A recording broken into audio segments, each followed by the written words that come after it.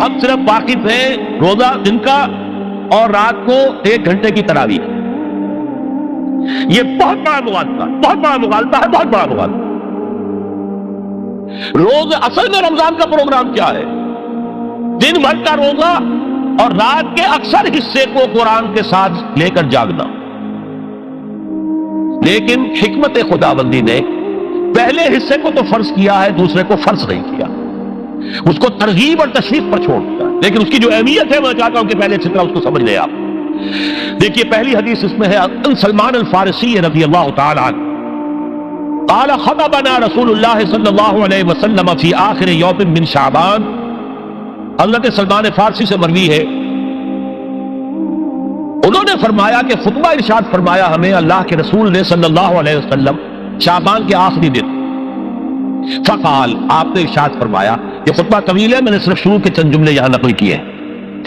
یا ایھا الناس قد اظلکم شہر عظیم، اے لوگوں تم پر ایک بہت عظمتوں والا مہینہ سایہ فگن ہو گیا ہے. دیکھیے سایہ فگن سے وہ انگریزی کا محاورہ آپ کے ذہن میں آنا چاہیے، coming events cast their shadows before.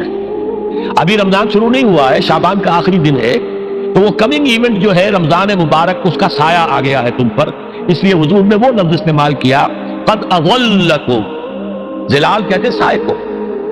قد اظلکم شہر عظیم، بڑی عظمت والا مہینہ ہے. شہر مبارک، بہت برکت والا مہینہ ہے. شہر فیہ لیلۃ خیر من الف شہر، اس میں ایک رات وہ بھی ہے، وہ مہینہ جس میں ایک رات وہ بھی ہے جو 1000 مہینوں سے افضل ہے. انا انزلناہ فی لیلۃ القدر وما ادراک ما لیلۃ القدر لیلۃ القدر خیر من الف شہر. اب جو اگلے 2 جملے ہیں وہ نوٹ کیجئے. جعل اللہ صیامہ فریضۃ وقیام لیلہ تطوعا، اللہ نے ٹھہرایا ہے، قرار دیا ہے اس کا روزہ رکھنا تو فرض کے درجے اور اس کی رات کا قیام تطوع کے درجے میں، اپنی مرضی پر، اپنی خواہش پر، نفل کے طور پر یہ تم پر لکھ دیا گیا ہے. لکھا تو گیا ہے، جعلہ تو ہے. مجہول کا جو پہلا مفعول ہے وہ کیا ہے؟ جعلہ کا. مجہول اول کیا ہے؟ دن کا روزہ. اور مجہول ثانی کیا ہے؟ قیام لیلہ، رات کو کھڑا رہنا. اب یہ رات کا کھڑا رہنا اس کی کتنی مقدار ہوگی؟ کہاں سے معلوم کریں گے؟ قرآن سے. جب یہ لفظ آیا ہے سورہ مزمل میں، یا ایھا المزمل قم اللیل الا قلیلا نصفہ او انقص منہ قلیلا او زد علیہ ورتل القرآن ترتیلا، یہ معنی ہے اے لحاظ کپل میں لپٹ کر لیٹنے والے، کھڑے رہا کرو رات کو سوائے اس کے تھوڑے سے حصے کے، یعنی آدھی رات یا اس میں تھوڑا سا کم کر لو، جسے پھر کہا مفسرین نے 1/3 رات کم سے کم. اور زد علیہ، یا آدھی پر بھی کچھ زیادہ کرو، یہ 2/3 رات ہو گئے. ورتل القرآن ترتیلا، اور قرآن کو اتارا کرو تھوڑا تھوڑا تھوڑا. یہ ترتیل، تفریل، تنزیل، جیسے قرآن تھوڑا تھوڑا محمد پر نازل ہوا صلی اللہ علیہ وسلم، ایسے ہی تھوڑا تھوڑا تھوڑا قرآن اپنے اندر اتارو. ہیمر اٹ ڈاؤن، اپنے ذہنوں میں اتارو، اپنے قلب میں اتارو. اس کے لیے رات کو کھڑے رہو. اور قیام اللیل کم سے کم 23 شب کے اوپر اطلاق ہوگا، اس سے کم پر تو اطلاق ہے ہی نہیں. اگلی حدیث پڑھیے، اور یہ ہے جو عام طور پر ہر مسجد میں بھی آج کل خوب یہ گونج رہی ہوگی حدیث بیان ہوتی ہے، اس لیے کہ بخاری اور مسلم دونوں میں موجود ہے، متفق علیہ روایت ہے.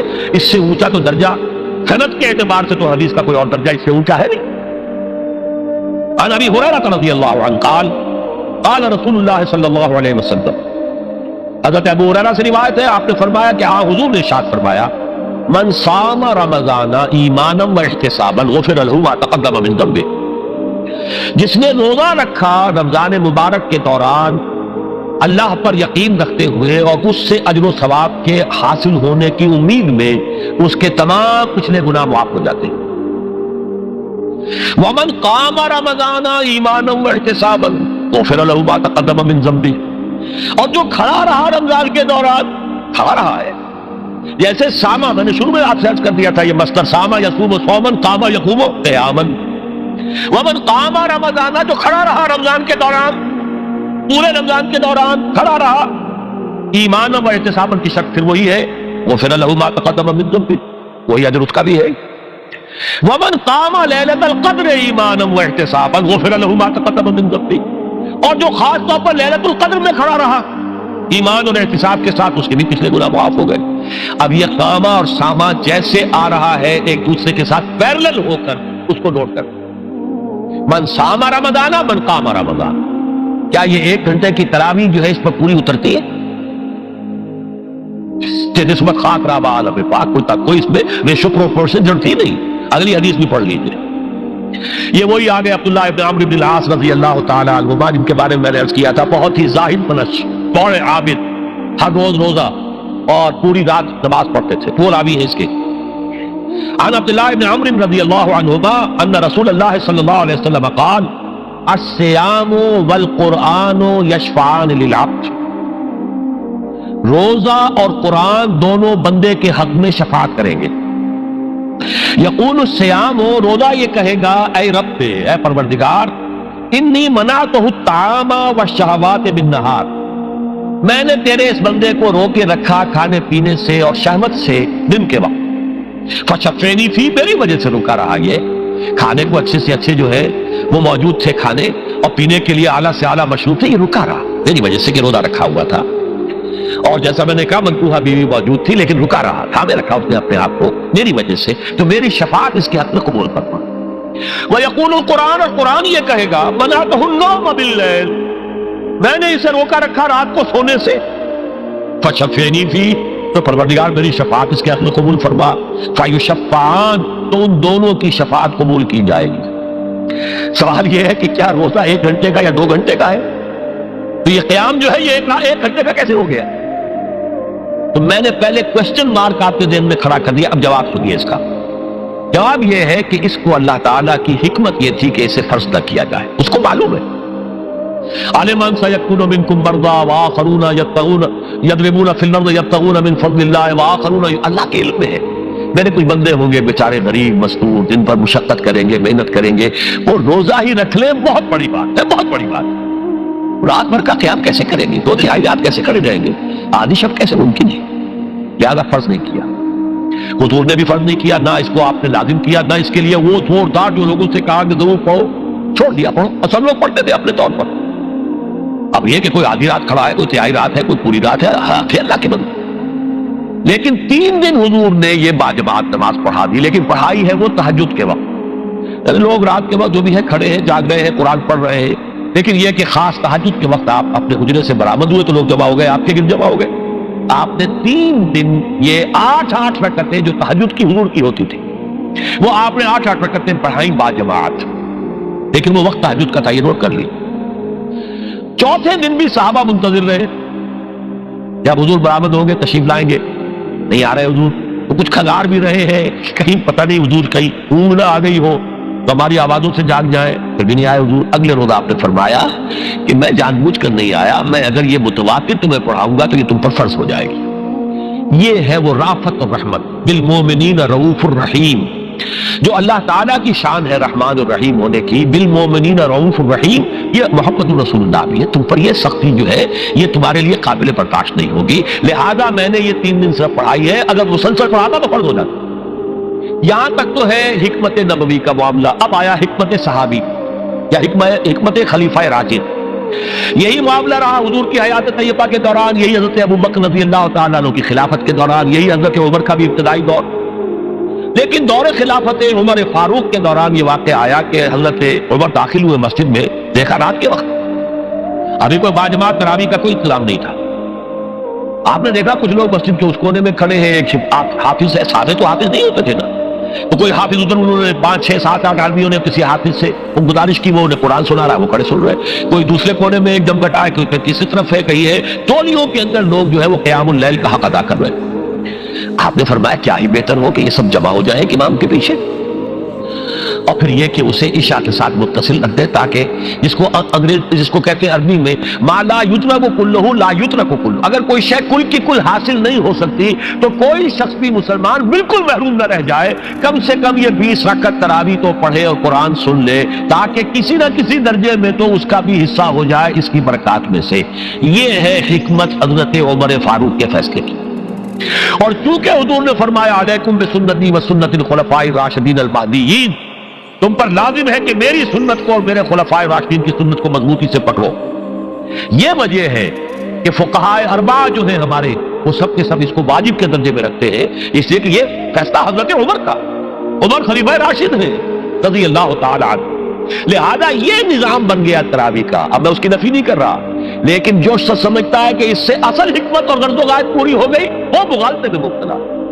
یہ تو علی الاقل کم سے کم اس درجے میں کہ ہر مسلمان کم سے کم اس درجے تک تو جو ہے وہ کچھ نہ کچھ حاصل کر ہی لے، اور وہ اس سے محروم نہ ہو بالکل ہی. ما لا یدرک کلہ لا یترک کلہ، اس درجے میں حضرت عمر کا فیصلہ ہے، اور اسی کی وجہ سے ہمارے خلفاء، ہمارے جو ائمہ اربعہ انہوں نے قبول کیا ہے. اور یہی اس مسئلے کا حل ہو جائے گا. جو اہل حدیث حضرات اس کے اوپر جو ہے چیلنج بھی شائع کرتے ہیں، کوئی ثابت کرتے حضور سے 20 رکعتیں تو ہم اتنے لاکھ، ہم بھی کہتے ہیں کہ حضور سے ثابت نہیں ہے. کون کہتا دعویٰ ہی نہیں؟ یہ تو حضرت عمر کا فیصلہ ہے، حضرت عمر کا فیصلہ، خلیفہ راشد کا فیصلہ، اس کو امت نے قبول کیا ہے، لہذا وہ نظام ہے، رہے گا. اور یہی جو ہے آپ کو معلوم ہے، حالانکہ یہاں اکثریت جو ہے وہاں پر وہ اہل حدیث حضرات کی ہے سعودی عرب میں، حرمین میں وہی 20 رکعت تراویح ہوتی ہے. اس لیے کہ وہ ان کا جو آفیشل مسلک ہے وہ مسلک حنبلی، حنفی نہیں ہے، وہ حنبلی مسلک میں بھی یہی ہے، شافعی میں بھی یہی ہے، مالکی میں تو 36 تک کی روایتیں موجود ہیں، 36 رکعت. لیکن یہ ہے کہ یہ ہے وہ 20 رکعت تراویح کا معاملہ، اس کی نفی میری بات سے نہ سمجھ لیجیے گا، وہ ٹھیک ہے، حضرت عمر کا فیصلہ ہے. پھر یہ کہ یہ آسان ترین ہے کہ عشاء کے ساتھ ہی متصل پڑھ لی، اور آج تو ہماری نیند کا کوئی حصہ اس میں جاتا ہی نہیں، کون سوتا ہے اس سے پہلے سوال ہی پیدا نہیں ہوتا. لیکن یہ جو کہہ رہے ہیں کہ قرآن کہے گا میں نے اسے نیند سے روکے رکھا، اس کا حق کہاں ادا ہوا؟ اس کا حق تو ادا ہوگا کہ تہائی ورنہ نصف شب کے لگ بھگ آپ جاگے قرآن کے ساتھ. اب سمجھیے اس کی غرض و غایت کیا ہے. اگر قرآن رمضان کا یہ دوگنا پروگرام سامنے آ گیا، اصلاً جو مطلوب ہے دن بھر کا روزہ اور رات کے اکثر حصے کا کم سے کم نصف شب جو ہے اس میں جاگنا قرآن کے ساتھ. اب اس کی جو حکمت اور غرض و غایت ہے وہ بھی اب آپ 2 درجوں میں سمجھ. رمضان کا اب 2 اچھا پروگرام، دن میں روزہ رکھو، اس روح کو مزمحل کرو، اس روح کو مزمحل کرو گے، اس لیے جسم کو مزمحل کرو گے، حیوانی وجود کو، تو ہی اس روح کو کچھ ریلیز ملے گا. بھاری بوجھ کسی کے قدموں میں پڑا ہوا ہے، وہ کیسے اوپر اٹھے گا؟ ذرا اس کے نیچے جو وزن ہے، لنگر بھاری ہے، جہاز کا کیسے چلے گا؟ لنگر تو اٹھاؤ. تو اس طریقے سے ذرا بوجھ سے اس کو تھوڑا سا ریلیز دو، رات کو کھڑے ہو جاؤ، اب اپنی روح پر نازل کرو اللہ کے کلام. تیرے ضمیر پہ جب تک نہ ہو نزول کتاب، گرہ کو شاہد راضی نہ صاحب کشاف. اب یہ فوار پڑ رہی ہے تمہارے اوپر، تمہارے اندر اس کو جذب ہونا چاہیے. اس سے کیا ہوگا؟ روح کو تقویت حاصل ہوگی. اس کو مثال سے پہلے سمجھا دو. کوئی شخص پیاس سے مر رہا تھا، اس درجہ پیاسا تھا کہ اس کے اوپر بے ہوشی بھی طاری ہو گئی. کوئی شخص آیا، اس نے پہلے اس کو پانی کے چھینٹے دیے، کچھ ہوش میں آیا، اب اسے پانی کا کوئی کٹورا لگا دیا اس کے منہ سے. پانی کے ایک گھونٹ کی جو لذت اسے اس وقت محسوس ہوگی، کیا کبھی زندگی میں کسی کو محسوس ہو سکتی؟ یہ پانی کتنی بڑی قیمت ہے، قیمتی شے ہے. یہ تو اسی سے پوچھے جسے شب پیاس لگی تھی، اور پیاس کی وجہ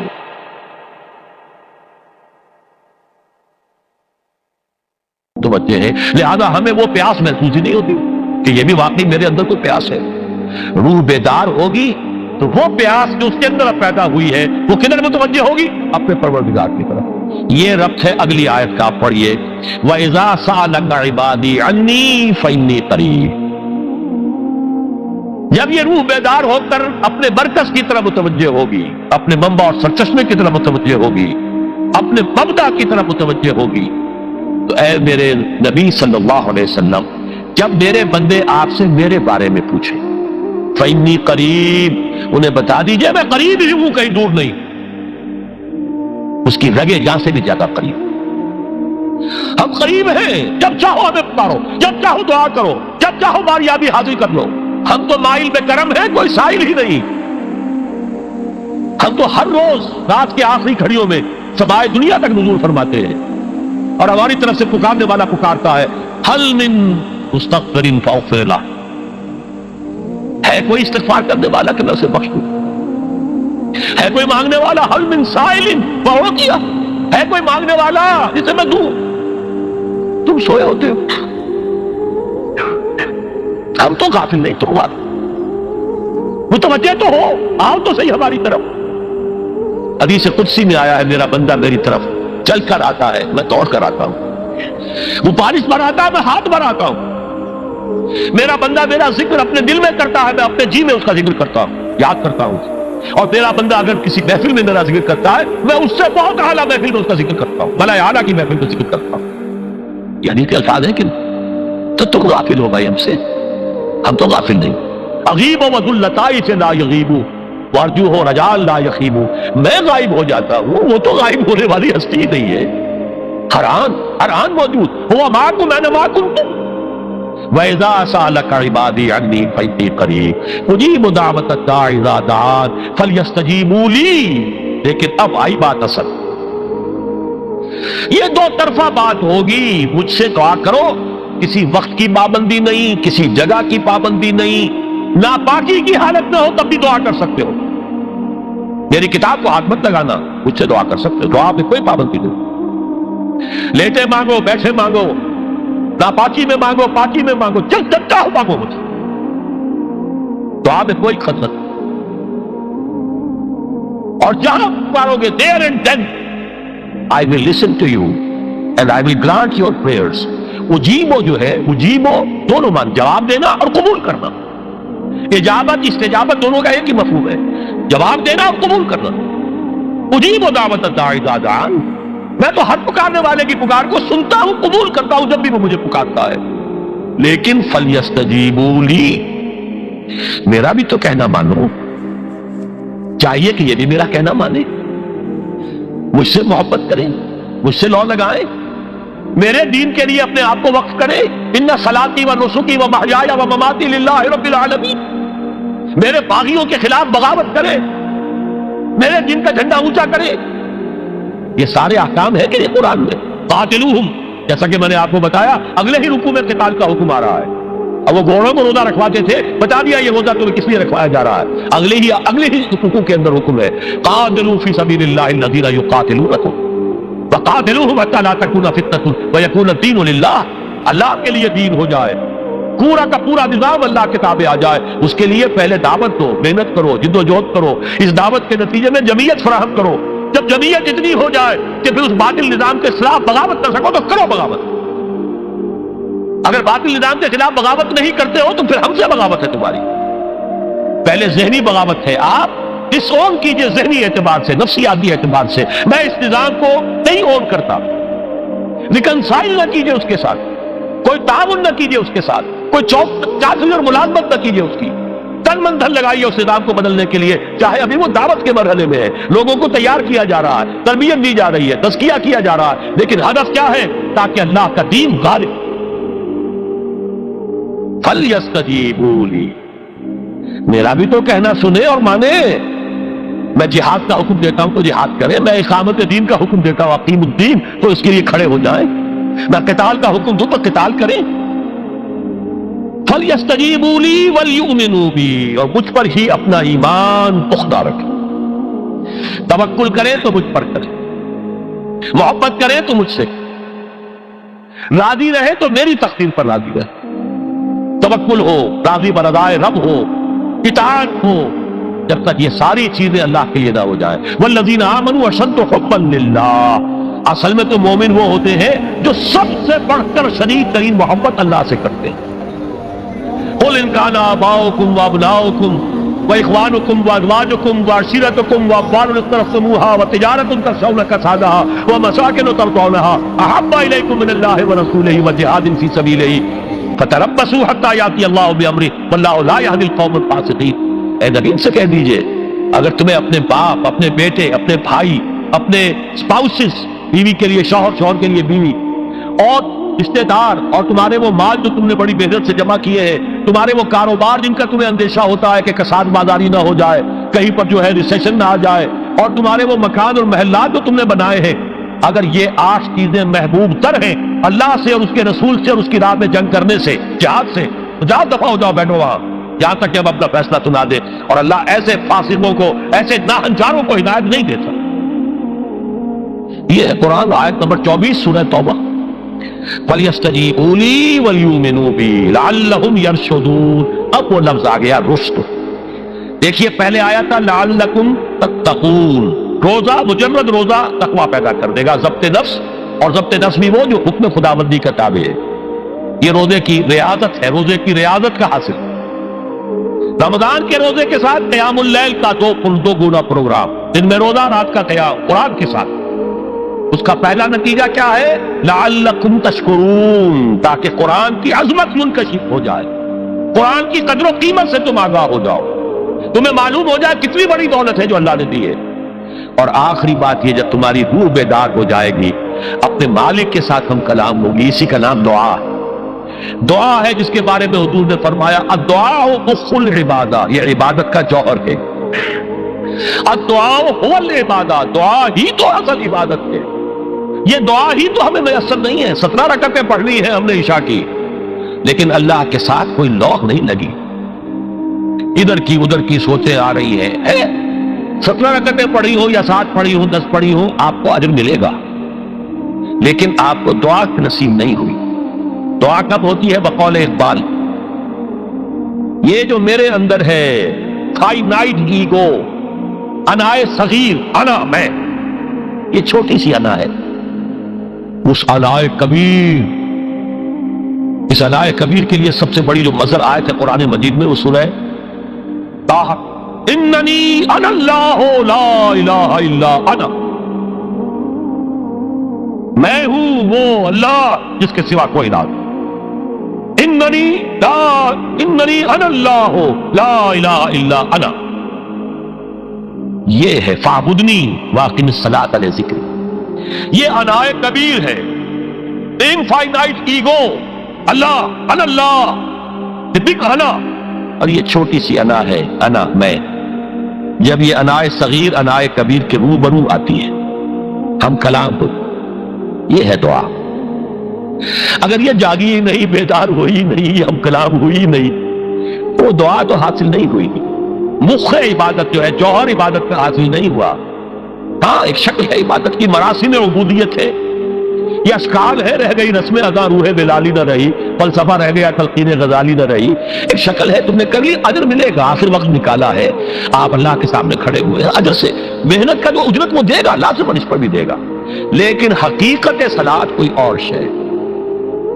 اسی لیے کہا محمد رسول اللہ صلی اللہ علیہ وسلم الصلاۃ معراج المومنین، اہل ایمان کے لیے یہ معراج کے درجے کی شے ہے۔ معراج میں مکالمہ ہوا تھا، التحیات للہ والصلوات والطیبات، یہ حضور نے فرمایا السلام علیکہ ایھا النبی ورحمۃ اللہ وبرکاتہ، کس نے کہا؟ اللہ نے فرمایا السلام علینا وعلی عباد اللہ الصالحین، حضور نے فرمایا اس سلامتی میں میں تمام اللہ کے نیک بندوں کو شامل کر رہا ہوں، سلامتی مجھ پر بھی ہو اور تمام اللہ کے نیک۔ یہ مکالمہ ہے، مخاطبہ ہے۔ جب تک یہ مکالمے اور مخاطبے کی شکل میں، اگر وہ انائے صغیر جاگی ہی نہیں، سوئی ہوئی ہے، بے ہوش ہے، پڑی ہوئی ہے، سسک رہی ہے یا مر چکی ہے، روح مر بھی جاتی، جسم زندہ ہے، روح مر، جسم جان کے ساتھ زندہ ہے، حیوان انسان زندہ ہے، انسان مر چکا، اس لیے قرآن کہتا ہے نبی یہ مردہ ہے، اموات غیر احیاء، یہ نہیں سنتے ہیں، یا آپ کو سمجھتے ہیں آپ یہ بڑے غور سے سن رہے ہیں، نہیں سن رہے ہیں، یہ تو مردہ ہے، روحانی طور پر مردہ ہے، ان کی روح مر چکی ہے، یہ تو حیوان رہ گیا زندہ صرف، یہ چلتے پھرتے مقبرے ہیں، یہ چلتے پھرتے تعزیے ہیں، اس کے سوا کچھ نہیں۔ یہ ابو جہل کون ہے اور ابو لہب کون ہے؟ یہ حیوان ابو جہل ہے اور حیوان ابو لہب ہے۔ ظاہر بات ہے کہ آنکھ تو کتے کی بھی ہے اور بلی کی بھی ہے، اور کان کتے کی بھی ہے، بلی کے بھی ہے، کتا بھی دیکھ کر گاڑی آ رہی ہے تو اپنے آپ کو بچاتا ہے، تم نے بچا لیا تو کون سا بڑا کمال کیا۔ وہ اندر کا انسان مر چکا ہے، یہ انسان اندر کا روحانی وجود یا مر چکا، یا سسک رہا ہے، یا دبا ہوا ہے، بے ہوش ہے، یہ بیدار ہو اور ہم کلام ہو۔ افلاک سے آتا ہے نالوں کا جواب آخر، کرتے ہیں خطاب آخر، اٹھتے ہیں حجاب آخر، آتا ہے اللہ جواب دیتا ہے۔ اجیب دعوت الداعی اذا دعان، روحانی کان کھلے ہو تو تم جواب سنو گے، ان کانوں سے نہیں۔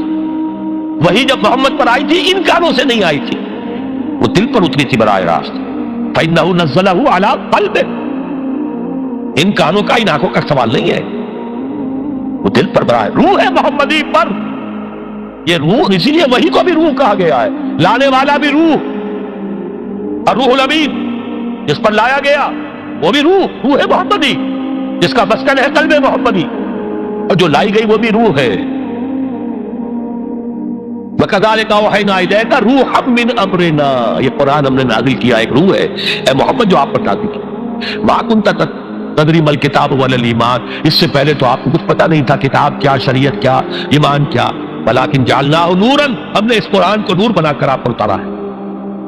یہ ہے، اس کے لیے ہے اصل رشد۔ اب آخری لفظ آیا رشد، یہ گویا کہ جو مختلف الفاظ ہے قرآن میں، کامیاب، فائزون، اولئک هم الفائزون، ٹھیک ہے، فوز، کامیابی تک پہنچنے والا، اولئک هم المفلحون، یہ ایک اور لفظ ہے، لیکن راشدون یہ چوٹی کا لفظ ہے، اسی لیے صحابہ کے لیے آیا اولئک هم الراشدون سورہ الحجرات میں۔